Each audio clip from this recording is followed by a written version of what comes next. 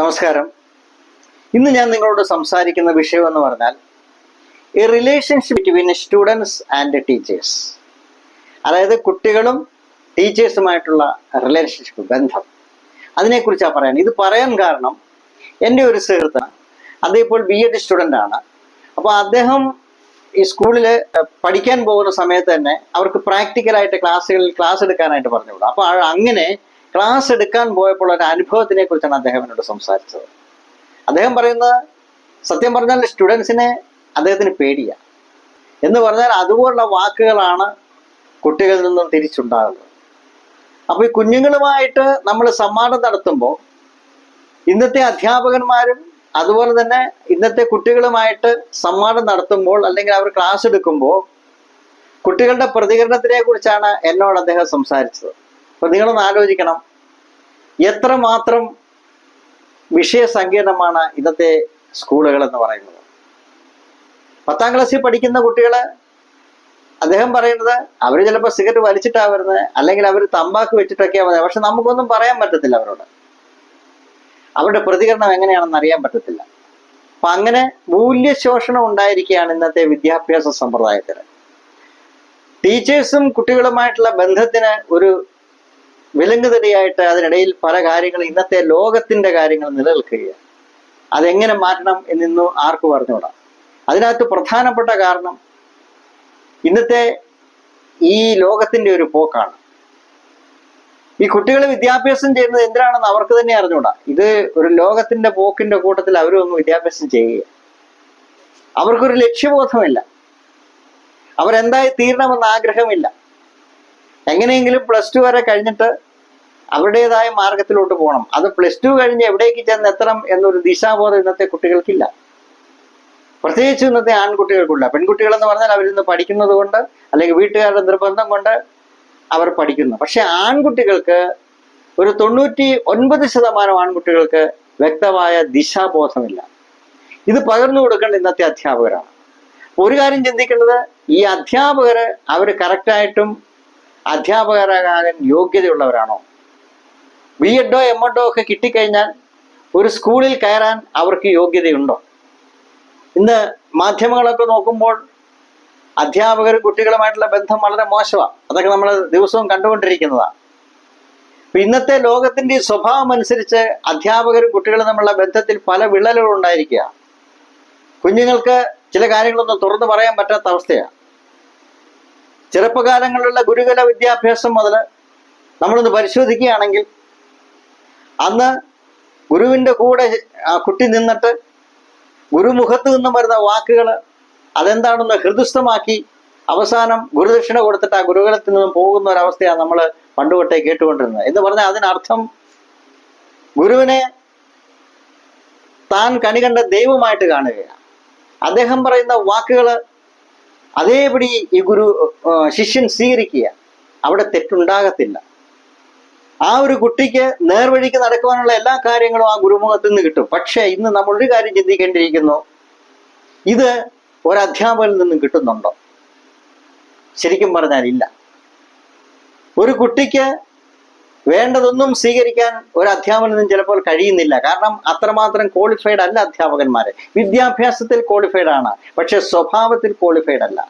അതാണ് ഞാൻ പറഞ്ഞത്, ഇന്നത്തെ കുട്ടികളും അധ്യാപകരും തമ്മിലുള്ള ബന്ധത്തിന് ശിഥിലമാകാനുള്ള പ്രധാനപ്പെട്ട കാരണം ഇന്ന് വരുന്ന അധ്യാപകരാരും കുട്ടികളെ പഠിപ്പിക്കാൻ യോഗ്യരാണോ എന്ന് നമ്മൾ സംശയിക്കേണ്ടിയിരിക്കുന്നു.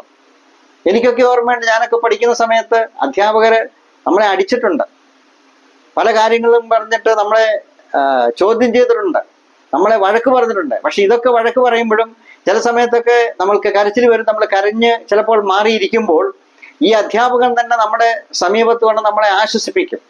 ഒരച്ഛനോ അല്ലെങ്കിൽ അമ്മയോ ആശ്വസിപ്പിക്കുന്നതിൻ്റെ പോലെ തന്നെ അദ്ദേഹം നമ്മളെ ആശ്വസിപ്പിക്കും. എന്ന് പറഞ്ഞാൽ അത്രമാത്രം ബന്ധമാണ് ആ ഗുരുശിഷ്യ ബന്ധത്തിൽ അന്നുണ്ടായിരുന്നത്. എന്നാൽ ഇന്ന് ഒരു കുട്ടിയെ ഒരു അധ്യാപകന് തല്ലാൻ പറ്റത്തില്ല, ഒരു കുട്ടിയെ അധ്യാപകന് ചോദ്യം ചെയ്യാൻ പറ്റത്തില്ല.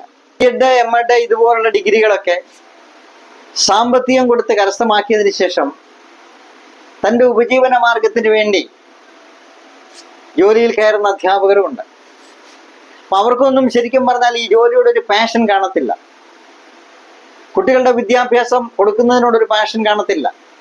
അത് അവർക്ക് ഗവൺമെന്റ് ജോലി പോലെ ഒരു ജോലി എന്ന രീതിയിലേക്ക് അവർ മാറുമ്പോൾ ഈ ഗുരുശിഷ്യ ബന്ധത്തിന് ഒരു കോട്ടം തട്ടും. അതാ ഇന്ന് പലയിടത്തും നമ്മൾ കണ്ടുവരുന്നത്. കുട്ടികളോട് നമുക്ക് പെരുമാറാൻ, ഒരു ടീച്ചർ എന്ന നിലയിൽ പെരുമാറാനുള്ള ഒരു യോഗ്യതയില്ലായ്മ നമുക്കുണ്ടാകുന്നു. അത് നമ്മൾ പലയിടത്തും കണ്ടിട്ടുണ്ട്. ടീച്ചേഴ്സ് കൊച്ചു കുട്ടികളുമായിട്ട് ഒളിച്ചോടി പോകുന്നു. അപ്പൊ ഇങ്ങനെയൊക്കെ നമ്മുടെ സമൂഹത്തിൽ കണ്ടുവരിക. എന്തുകൊണ്ടെന്നാൽ കുഞ്ഞുങ്ങളെ സതുപദേശം കൊടുത്ത് അവരെ വിദ്യാഭ്യാസത്തിലൂടെ നടത്തുവാൻ ഇന്നത്തെ ടീച്ചേഴ്സ് കഴിയുന്നില്ല. ഇതും ഒരു മൂല്യച്യുതിയാണ് നമ്മുടെ സമൂഹത്തിൽ ഉണ്ടായിരിക്കുന്നത്. അതുകൊണ്ട് ഈ ഗുരുശിഷ്യ ബന്ധത്തിനുള്ള കോട്ടം ആദ്യം തന്നെ നമ്മളത് മാറ്റിയേ മതിയോ. നമ്മുടെ സമൂഹം അതിന് തയ്യാറെടുക്കണം. വിദ്യാഭ്യാസത്തോട് പഠിപ്പിക്കാൻ പാഷനുള്ള അധ്യാപകരെ മാത്രം നിയോഗിക്കണം. നമ്മൾ ഇന്റർവ്യൂ ചെയ്യുമ്പോൾ അതായിരിക്കണം അതിൻ്റെ ഒരു സബ്ജക്റ്റ് എന്ന് പറഞ്ഞാൽ. അപ്പം അങ്ങനെ ഒരു ബന്ധത്തിലൂടെ ടീച്ചേഴ്സിനെയൊക്കെ തിരഞ്ഞെടുത്തെങ്കിൽ മാത്രമേ ഇന്ന് നല്ല നിലവാരമുള്ള കുഞ്ഞുങ്ങളെ ഈ സമൂഹത്തിന് വേണ്ടി വാർത്തെടുക്കാൻ പറ്റത്തുള്ളൂ. അതല്ലേ വിദ്യാധനം സർവധനാൽ പ്രധാനം. എത്ര രൂപയുണ്ടായിരുന്നാലും നമുക്ക് കിട്ടേണ്ട വിദ്യാഭ്യാസം കിട്ടിയില്ലെങ്കിൽ ആ പൈസ കൊണ്ടൊന്നും ഒരു കാര്യവുമില്ല. സമൂഹത്തിൽ മറ്റുള്ളവരോട് ഇടപെടാനും ഏത് വിഷയം വന്നാലും അതിനെ തൻ്റെ ഇടത്തോടെ നേരിടാനും ഒക്കെ ഈ ഉള്ള കഴിവ് ഈ വിദ്യാഭ്യാസത്തിൽ നിന്നാണ് കിട്ടുന്നത്. ഒരു സാമ്പത്തികം കൊടുത്താൽ കിട്ടത്തില്ല. അപ്പൊ നല്ലൊരു തലമുറയെ, നമ്മുടെ രാജ്യത്തെ കാത്തുരക്ഷിക്കുന്ന, രാജ്യസ്നേഹമുള്ള, മാതാപിതാക്കളോട് സ്നേഹമുള്ള, തൻ്റെ സഹോദരന്മാരോട് സ്നേഹമുള്ള ഒരു തലമുറയെ വാർത്തെടുക്കുവാൻ ഒരു അധ്യാപകന്, ഈ സമൂഹത്തിൽ ഒരു നല്ല കുട്ടിയെ വാർത്തെടുക്കുവാൻ ആ സമൂഹത്തിന് തന്നെ ഉത്തരവാദിത്വമുണ്ട്. അതുകൊണ്ട് സ്കൂളുകളിൽ നമ്മുടെ എല്ലാവരുടെയും ശ്രദ്ധ ഉണ്ടായിരിക്കണം. സ്കൂളുകളിൽ പഠിപ്പിക്കുന്ന അധ്യാപകരിൽ നമ്മുടെ ശ്രദ്ധ ഉണ്ടായിരിക്കണം.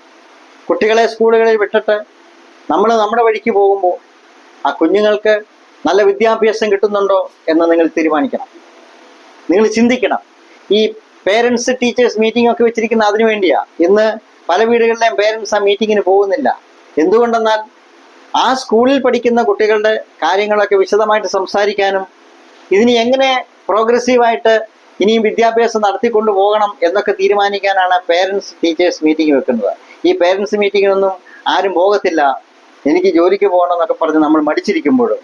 പക്ഷെ നമ്മളെല്ലാവരും ആ മീറ്റിങ്ങിൽ പങ്കെടുക്കണം. നമ്മുടെ കുഞ്ഞിനെ കൊണ്ട് സ്നേഹമുണ്ടെങ്കിൽ, നമ്മുടെ കുഞ്ഞ് സമൂഹത്തിൽ ഉയർന്നു വരണമെങ്കിൽ, നമ്മുടെ കുഞ്ഞ് ദേശത്തിന് ഒരു മാതൃകയായി തീരണമെങ്കിൽ ഞാനും നിങ്ങളുമൊക്കെ ആ പേരൻസ് മീറ്റിങ്ങിൽ പങ്കെടുക്കണം. നമ്മുടെ അഭിപ്രായങ്ങൾ അവിടെ പറയണം. നമ്മുടെ കുഞ്ഞുങ്ങളെ പറ്റി നമ്മൾ തിരക്കണം.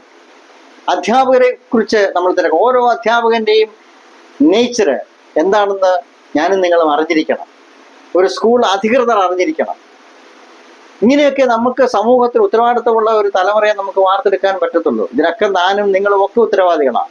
ഞാൻ സംസാരിക്കുമ്പോഴും പഴയ വിദ്യാഭ്യാസ സമ്പ്രദായം ഒക്കെ അടിമുടി മാറ്റിക്കൊണ്ടിരിക്കുകയാണ് ഗവൺമെന്റ്. പക്ഷേ ഗുരുശിഷ്യ ബന്ധത്തിന് മാറ്റം ഉണ്ടാകുന്നില്ല. ശിഷ്യന്മാരുടെ മുന്നിൽ വെച്ച് അധ്യാപകരെ വെട്ടിക്കൊലപ്പെടുത്തുന്ന ഏർപ്പാടും, അതുപോലെ തന്നെ കുട്ടികൾ പരസ്പരം അടിപിടി കൂടുന്നതും, ഇതൊക്കെ ഇന്ന് നിത്യസംഭവങ്ങളായി മാറിയിരിക്കുന്ന ഈ സമൂഹത്തിൽ കുട്ടികളും അധ്യാപകരും തമ്മിലുള്ള ബന്ധം ദൃഢമാകണം. ഒരു വീട്ടിലെന്ന പോലെ അച്ഛനും മക്കളും എന്നതുപോലെ തന്നെ സ്കൂളിൽ കുട്ടികളും ടീച്ചേഴ്സും ബന്ധപ്പെടുന്ന, അവർ തമ്മിൽ ഇന്ററാക്ട് ചെയ്യുന്ന ഒരു രീതി ഉണ്ടായെങ്കിൽ മാത്രമേ ഈ സമൂഹം രക്ഷപ്പെടുകയുള്ളൂ, ഈ നാട് രക്ഷപ്പെടുകയുള്ളൂ. സോ അതിനുവേണ്ടി നമുക്ക് ഒരുമിച്ച് നിൽക്കാം. നാളെ വീണ്ടും കാണുന്നവരെ നിങ്ങൾക്കെല്ലാവർക്കും ഗുഡ് ബൈ. Thank you.